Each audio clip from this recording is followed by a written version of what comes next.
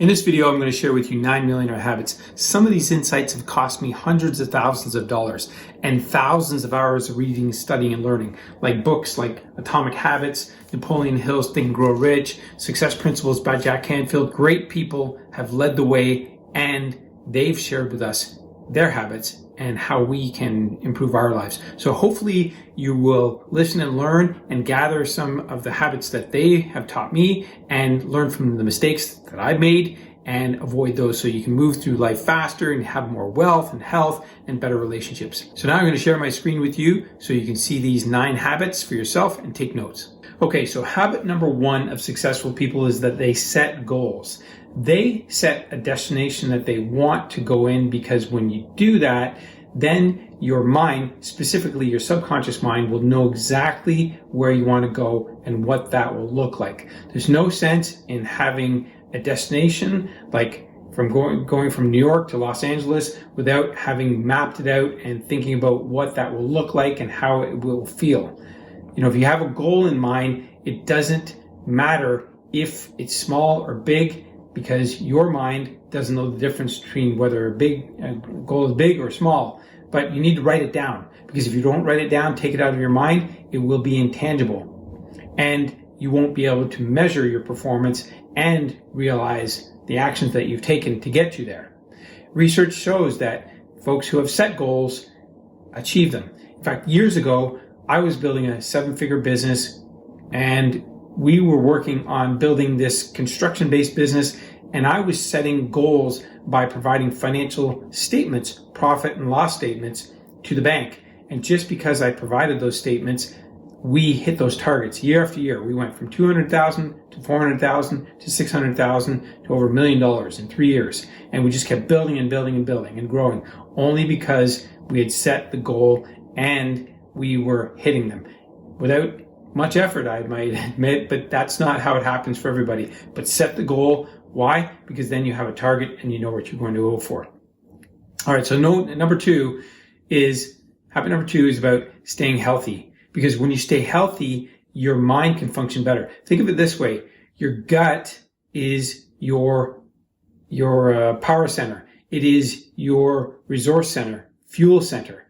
And the mind is your information center. If you don't put the right fuel into your body, into your gut, your mind won't be able to function at a high level. So successful people know, and wealthy people know, that having a proper diet, exercise, and getting the best amount of sleep that they need for themselves are the critical factors. They need to do that on a consistent basis. It has to be disciplined and regular. Otherwise, things will break down. And you know what happens when your health breaks down? You can't function. You cannot do what you usually do at a high level. What I found with people that I've worked with is that once we get their diet and their health and their fitness and their sleep working for them, then they have the energy to build their business and scale it to the next level. Entrepreneurs want their businesses to grow. They really want to see success in their lives and their business, but they don't know that they need to get their gut in order and the food that's coming in and their health practices and their sleep practices all in check. Otherwise, things will fade away and fail very quickly. If you get sick or fatigued, you can't function at a high level and you will not be able to grow your business. So millionaires know that and they practice it. All right, so number 3, millionaires and people with really well-founded habits face their fears. They know that they face their fears because they have to do it on a daily basis. Tim Ferriss has a great perspective, and he talks about setting your fears instead of waiting for them to come. Focus on what those fears might be and then break them down so that you can overcome them. I mean, think about it for a moment. If you had a young daughter who wanted who wanted something and wasn't getting it and was crying and upset, and you had to go get food at the grocery store, you would go get the food. You would take them with you. And even if they were upset and people were staring at you, you would still go. Why? Because you need food to feed yourself and your family. That's the same thing with fear. You need to take fear with you. You cannot avoid it, so you must realize it and then take it with you. Find a way to face it and go through it. your heart will beat, you will feel butterflies perhaps, but you will go through your fear and face it instead of giving up and hitting that roadblock. If you hit a terror barrier, which is basically a fear wall, once you hit that terror barrier, it's really hard to climb. So you might as well figure out a way to get through it. Tony Robbins is great at this. And he says, be resourceful and use your resources. And here's the thing. When you're trying to solve something, your emotions are high, your intelligence is low. So don't try to figure out your own resources or be resourceful on your own if that's how it is. If you're really in a deep fear of something, go to somebody else. Go to somebody else that you can respect, that is resourceful and has resources and knows how to solve this with you and will help you move through it. And then you can face your fear much easily and go through it. All right. Next thing is successful people and millionaires know that they need to learn. They always have to keep learning. There's something called Kaizen. It's the practice of consistent and never-ending learning. If you practice Kaizen, then you will never, ever be able to fail because you will always be resourceful and you will be able to find resources. But if you stop learning, which most people do, as we said here, when school ends, they stop learning, then you are not going to be able to progress. Earners learn. That's the key here, right? People that earn more, learn more. They're always reading, studying, learning, practicing, testing things out. They are lifelong learners. So there's a Harvard study that shows that people who are lifelong learners will move through life, have more wealth, have more flexibility, have better habits, and have better lifestyles overall because they are reading, studying, learning, practicing. You cannot possibly know everything in a short span, even a year. You have to continually learn. All right, so point number 5, they stay organized. Millionaires and people with strong habits stay organized. And get this, Bob Proctor taught me this. He was a great mentor, and he taught us that if our mind is disorganized, so is our space. So vice versa. If our space is disorganized, so is our mind. If it's not clean and clear, then it's going to be cluttered. And that is where the problem lies. If you just imagine this, you have a garden and you're not weeding it. So things aren't growing as well. You're not weeding it, and the plants, the vegetables are not growing, they're not germinating, they're not producing the results that you want. So you're not getting the food that you want. Why? Because the garden's not clean and clear. And your mind needs to be the same. You need to have a clean and clear mind. So if you keep your space organized, it will reflect what's in your mind. What's on the outside reflects on the inside. So as the saying goes, so as above, so below. So if your mind is organized, so is your space. And if your space is organized, so is your mind. And you will see that. You will know right away. If you get into somebody's car and it's a mess, what are you thinking right away? This is disorganized. This is disgusting, right? It's cluttered and you won't like it. But for the people who want to have a millionaire mindset and millionaire life, they need to stay organized and stay focused. And like I said here, you will save time, energy, and boost focus if you keep your space neat and tidy. All right. Point number 6, they keep balanced. So people that have habits in check and wealthy lifestyles are balanced. They don't try to work all the time. They may have an intentional imbalance. As I learned from the 12-week year, you have an intentional imbalance on your business, focusing on getting things organized and getting things ready so that you can launch. But at some point, you're going to have to shift to having more focus on your health and well-being and your relationships. I notice all the time with entrepreneurs that I work with, they go from thinking about their business and focusing on their business and then realizing that they need more time and energy to work on their health and well-being and their relationships. And then they shift their focus to doing that. But the intentional imbalance at the beginning was on their business.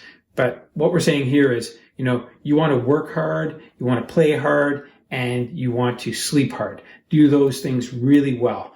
Have that balance at least, and then your energy levels will be high, and you'll have something to look forward to. All right, so point number 7, point number 7, they take time to think. Here's the thing. most people, and this is what Bob Proctor taught us, we should think about what we're thinking. And if we don't think about what we're thinking, how do we know if we're moving in the right direction? We don't know what's next. If we don't ask the question, like I said here, what's next, then how are we going to move in the direction that we want to go in? If we want to be more successful, then we should have some quiet time where we can think. Bill Gates takes time to have Think Week. He has a Think Week, and he'll take suggestions, and it's all just a week of being in silence and by himself and thinking. That's it, the whole time. Just imagine doing that for a week.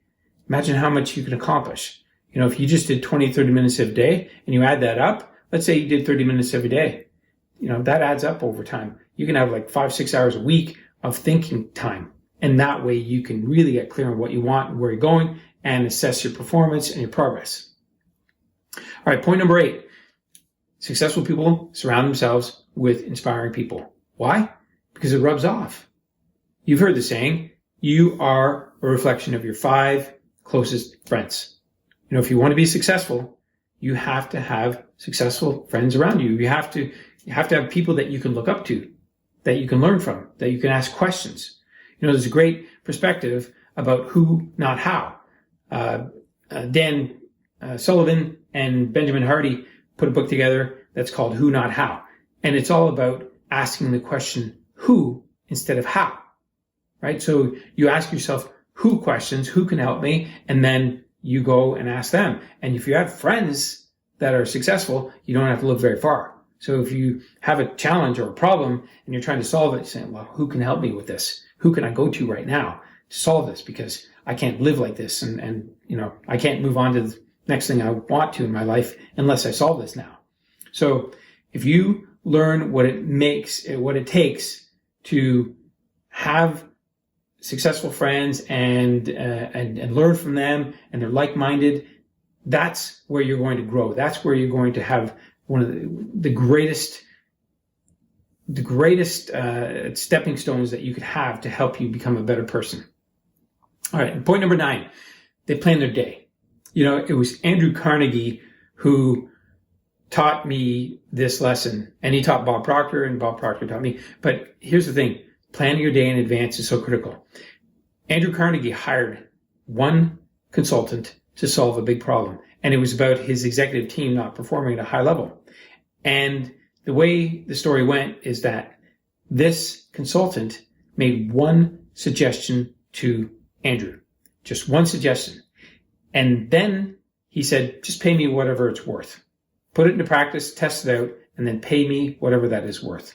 Well, he was paid $20,000. And this is going back more than 100 years ago. So $20,000 back in the early 1900s is more like millions of dollars now, probably tens of millions of dollars. So the one suggestion he made was to plan 3 things the day in advance. That's all that Andrew's executive team did, was plan their day in advance, 3 items that they were going to do. These are big items, so these are big things that they're going to do. Sometimes there's fear involved, but they do it anyway. But the key is 3 big things per day that are going to move the needle on their business. In this case, it was business. So it's going to move the needle. It's going to accomplish things. It's going to get things done. 3 big things. And here is the real key to this.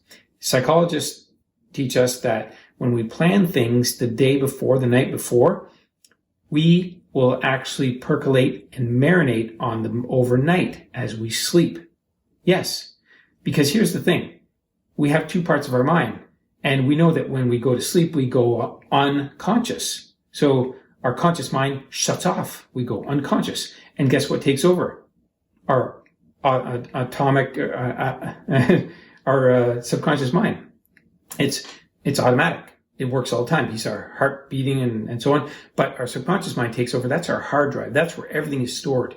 And it takes over. And that's why we have dreams, and things will be fleshed out, or things will be brought up in our dreams that we were thinking about, and especially before we're going to sleep. So if we plan 3 things the day in advance, our mind, especially our subconscious mind, will do some thinking on them and bring up some resources or solutions or possibilities. The other thing you can do is not only plan your day, this is a little bonus, but as you go off to sleep, ask yourself questions around the problems, that you have a problem that you want to solve, and just say, how can I solve this? How can I move forward with this? How can I, what's the answer to this? What's the solution? And this was something that was done many, many years ago by Edison. He would drift off to sleep with a problem in mind, a question to a problem that he wanted to solve, and then he would wake up in the morning with the solution. So as I was saying here, take a half an hour to plan your day. I would say do it within 60 minutes of going off to bed. That way it's the last thing on your mind, because your mind is like the army. It will respond to the last order. Whatever you're giving it last at the end of the day, it will respond to that. All right. So those are the 9 habits of millionaires.